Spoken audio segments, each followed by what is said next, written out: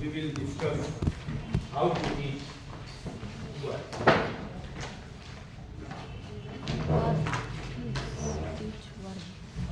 Okay, क्योंकि verb ही इकलौता word है जो अपने आप में पूरा का पूरा सेंटेंस है। बाकी कोई वर्ड पार्ट ऑफ स्पीच के रूप में अपने आप में कंप्लीट नहीं। Only verb is a word that is capable of having a sentence itself. If I say go, okay? अब verb को यूज करने में क्या क्या प्रॉब्लम्स आती हैं, कौन कौन सी डिफिकल्टीज हैं, क्योंकि verb डिपेंडेंट भी बहुत है, बाकी वर्ड्स उतने डिपेंडेंट नहीं है, और जरा सा verb का अगर आपने गलत यूज किया तो अर्थ का अनर्थ हो जाएगा।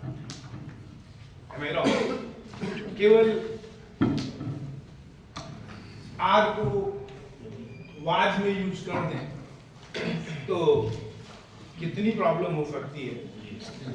आपके पतिदेव अगर घर आए और कहें आपसे यू वर ब्यूटीफुल, अंग्रेजी में यू आर ब्यूटीफुल के बजाय केवल ये बोल दें कि यू वर ब्यूटीफुल, तो क्या होगा उनका हाल? मतलब पहले तो आपका कॉन्फिडेंस लूज हो जाएगा, नहीं वो बात में पहुंच जाएंगे, लेकिन और आप भी मतलब कहना क्या चाहते हैं, अब हम नहीं हैं, आपको यू लगने लगा है।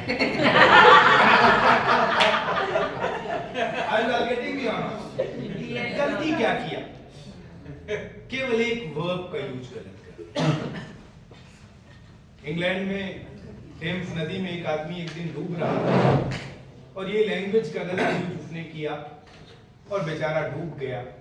लोग थे, बचाने वाले थे, चाहते थे बचाना, फिर भी वो लैंग्वेज ऐसी यूज कर रहा था कि वो लोग मजबूर थे, लोगों ने नहीं बचाया। When he was drowning, he said, I will drown. Nobody shall save me. जहां पर विल लगाना था वहां उसने फैल लगाया, तो जहां फैल लगाना था वहां पर उसने विल लगाया। लोग वहां पर पढ़े लिखे थे, जानकार लोग थे। विल का मतलब आई के साथ अगर विल लगाए तो उसका मतलब सर्टेनली हो जाता है, प्रॉमिस हो जाता है ना, डिटर्मिनेशन हो जाता है। तो जब वो डूब रहा था तो कहना चाहता था अरे बाप रे मैं तो डूब जाऊंगा, लगता है मुझे कोई नहीं बचाएगा। He wanted to say this, but he used the verb I will drown. तो लोगों ने समझा he wants to drown and बचा भी लेंगे तो कहीं और डूब के मर जाएगा, तो यहीं मर जाएगा। क्लियर? तो कहने का मतलब मेरा इतना है, देखिए बहुत जरूरी होता है कि आप जो कुछ भी बच्चों को बताएं। I am not here more to teach you but to tell you how to teach. Is it clear? क्योंकि आप सब लोग टीचर हैं, नॉलेज है, इसमें कोई दो राय नहीं है, पढ़ा रहे हैं, बराबर पढ़ा रहे हैं।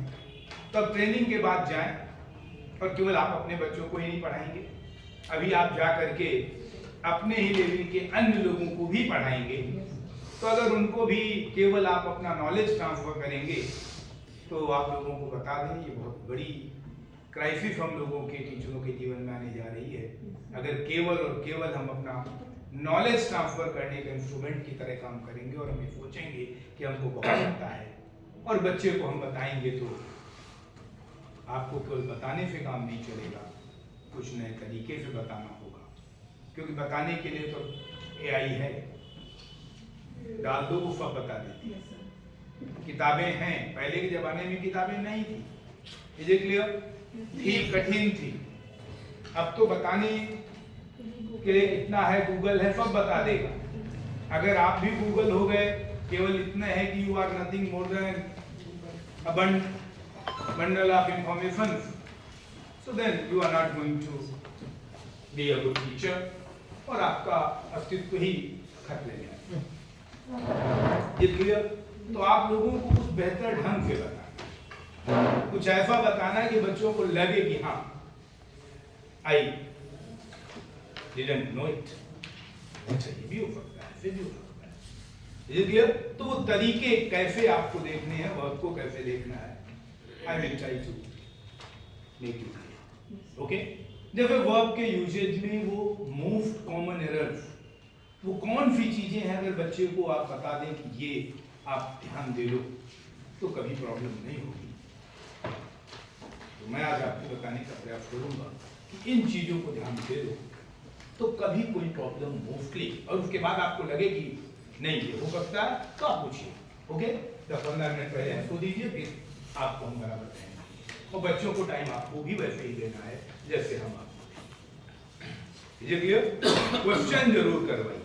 पहली टारगेट आपकी ये होनी चाहिए कि let the doubt of the students get out from their mind. पहले तो उनका डाउट आउट करें, बाहर आए।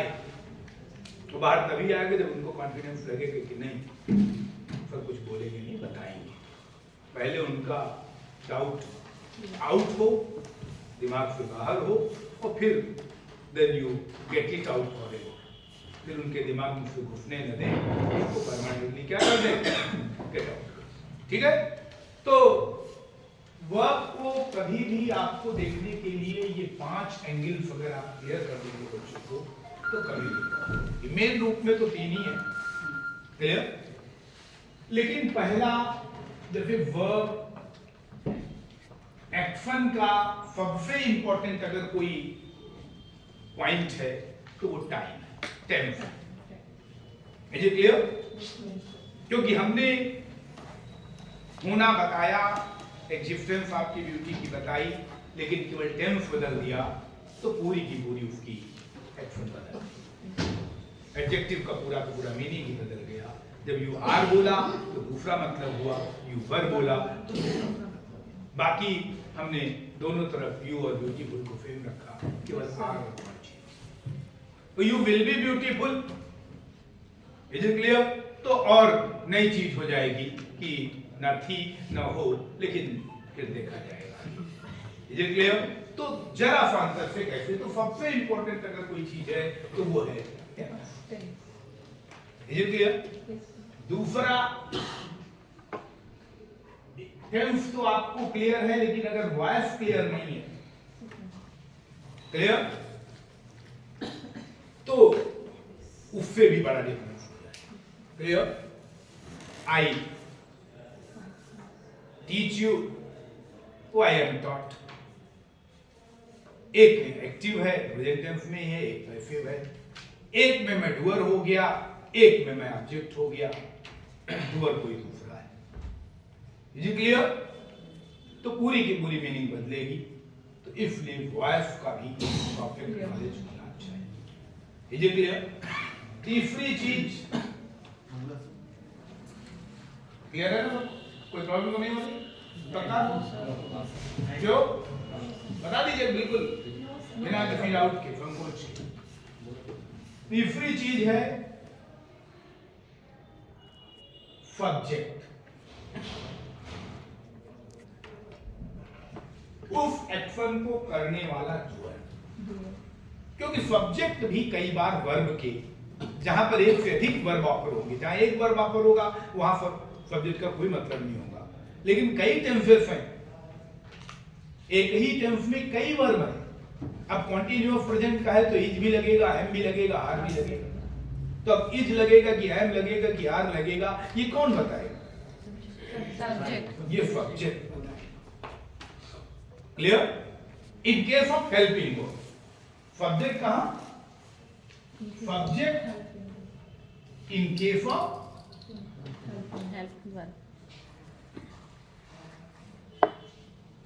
हेल्पिंग क्या आप जिले नहीं कहिए।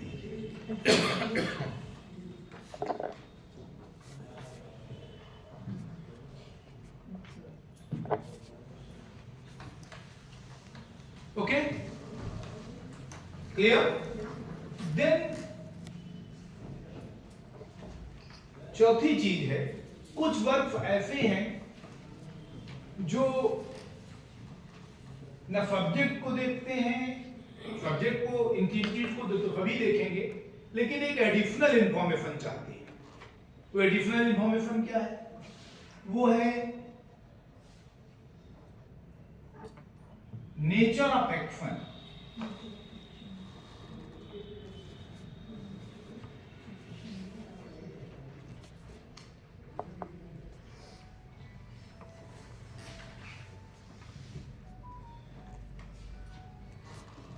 इन केस ऑफ मॉडल्स, जो मॉडल ऑक्सिलरी है, जिनको मॉडल्स कह देते हैं, मॉडल ऑक्सिलरी वर्ब्स, उनके केसेस में हम नेचर ऑफ एक्शन भी देखते हैं।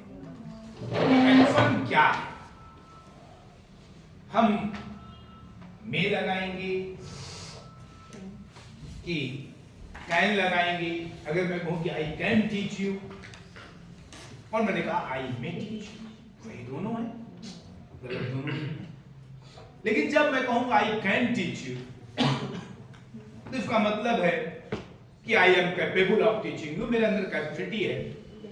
Clear? I have been teaching for 34 years.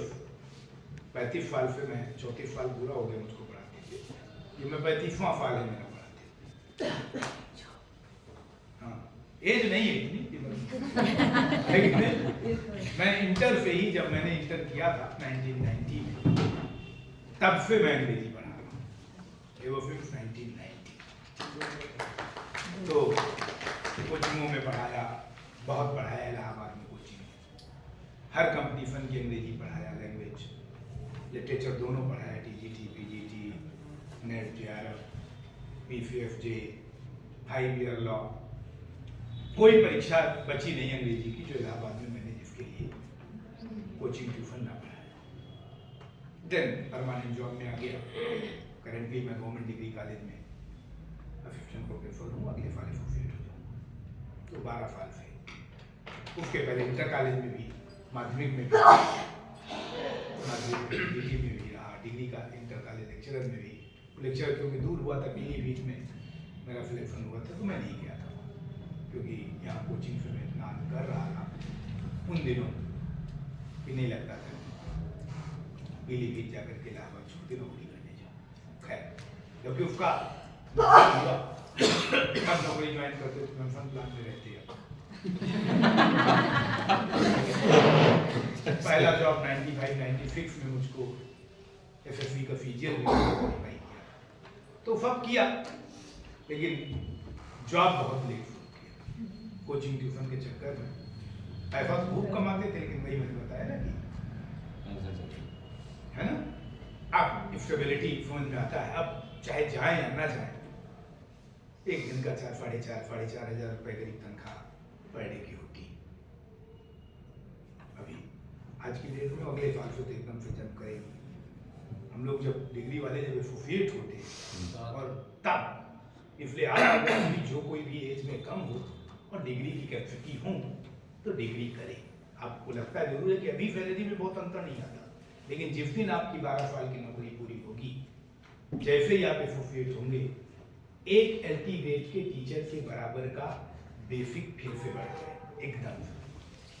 एक 90 से, जैसे 90 करीब हमारा इसमें बेसिक है 89, अगले साल 90 समथिंग होगा, लेकिन उसी के साथ 1,31,200 हो जाए बेसिक।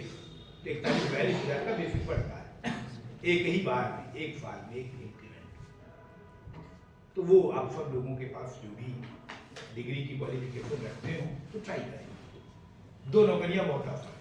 अंग्रेजी का टीचर बनना, एलटी ग्रेड का टीचर होना सबसे आसान है। क्वालिफिकेशन है, थोड़ी अंग्रेजी आती है तो हो जाएगी। और फिर डिग्री उतना आसान है। लेक्चरर तक, इंटर कॉलेज का लेक्चरर तक, क्योंकि उसमें लैंग्वेज लिटरेचर दोनों कायदे की आती है। इसमें लेक्चरर में, एलटी में दोनों एवरेज आती है, थोड़ी थोड़ी आती है। और डिग्री में केवल लिटरेचर आती है। लिटरेचर आप अभी उम्र में बहुत ज्यादा याद करने वाला नहीं होगा, लेकिन कहानियां पढ़ने में, नॉवेल पढ़ना है, ये सब आप पढ़ सकते हैं। गलत तो नहीं कर रहा हूँ, जो क्वालिफिकेशन रखते हैं उनको ट्राई करना चाहिए। सर डिग्री का प्रमोशन तगड़ा होता है सर?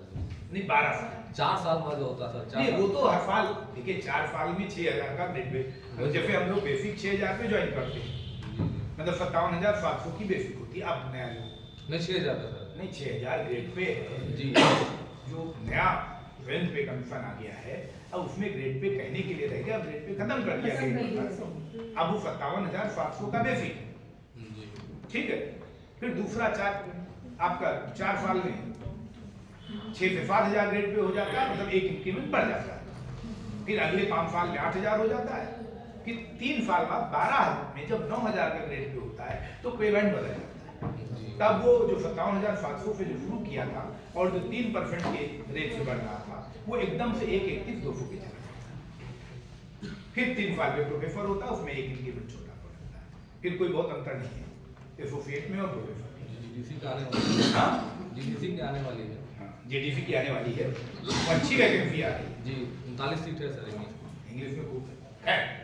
उसमें कोई मदद की जरूरत होती तो वही सर आप करना है सर है ना। हम आई गाइड, जी I am more to tell them to अब ले लीजिए सर बाद सब दे दे। मैं बताया कि I am more to tell them to teach, जी सर बता दूंगा आपको क्या पढ़ो कैसे पढ़ो, इस लेवल पे कुछ पढ़ाया नहीं जा सकता। जी मुझे क्लियर, आपको बताया जा सकता है और फिर आपको उसको प्रैक्टिस करना है, आपको करना है। जी I will tell you this is what you should study, that you should read, this way you should read. वो अप्रोच बता सकता हूँ, चीजें बता सकता हूँ।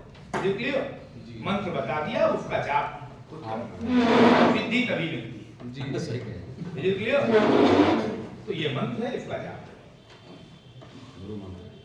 नहीं होता है तो आश्रम में आइए, रेगुलर वेट के साथ में जाते हैं, एक ही हो सकता है, भाई यही होता है।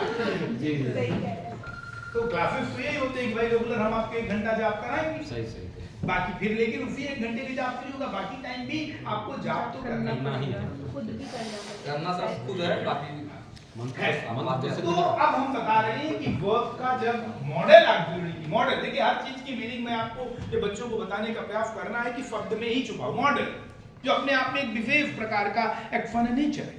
जब मैंने कहा आई कैन टीच यू, तो कहने का मतलब मेरी कैपेसिटी है, 34 इयर्स की टीचिंग एक्सपीरियंस है, तो आई कैन टीच यू। मैं कहूँ आई मे टीच यू, इसका मतलब है कि भाई मैं डिग्री कॉलेज का टीचर हूँ, हो सकता पढ़ाई ले जाऊँ, लेकिन ये भी हो सकता है कि ना भी पढ़ा, मर्जी आ गई, हाँ?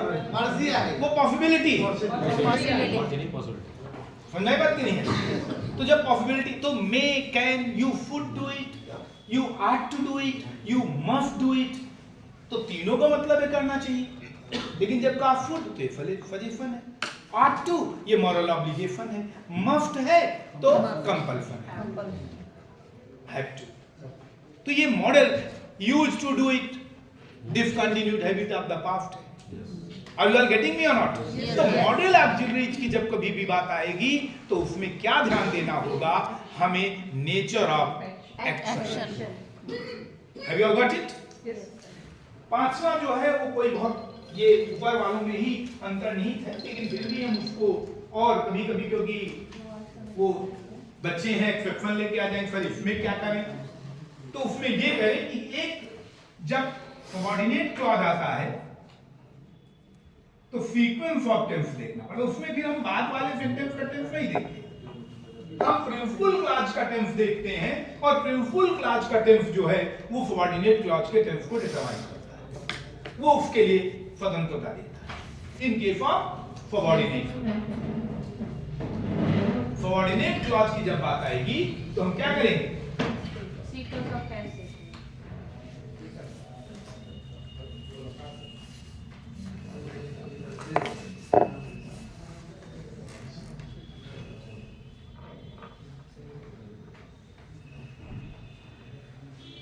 प्रिंसिपल क्लॉज ऐसी स्थिति में देखिए जब सबऑर्डिनेट क्लॉज हो, जब दो सेंटेंसेस, दो क्लॉजेज आ जाए, एक प्रिंसिपल हो जाए, एक सबऑर्डिनेट हो जाए, तो प्रिंसिपल क्लॉज का टेंस ये डिटरमाइन करेगा कि सबऑर्डिनेट क्लॉज क्या गिफ्ट है।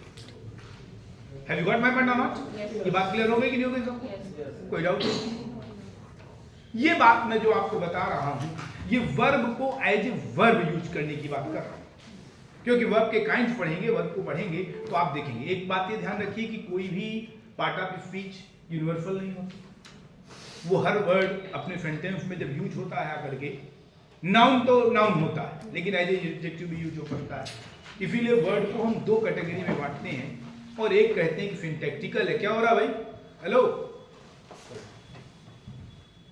आपके क्लास में बच्चे ऐसे ही करेंगे तो क्या करेंगे आप? हाँ, सॉरी सर। बस इम्पोर्टेंट तो बच्चों का भी होगा, वो भी कह देंगे गुरुजी बहुत जरूरी बात है, कर ले थोड़ा कोने में। ओके, ये सब आप लोगों को ध्यान देना है जो हम दे रहे हैं। सर वॉइस हाइपरकिनेसिस अभी अभी सब बता रहे हैं, मतलब ये भी ध्यान दीजिए। जी बच्चे कुछ शरारती बच्चे रहते हैं क्लास, है कि नहीं?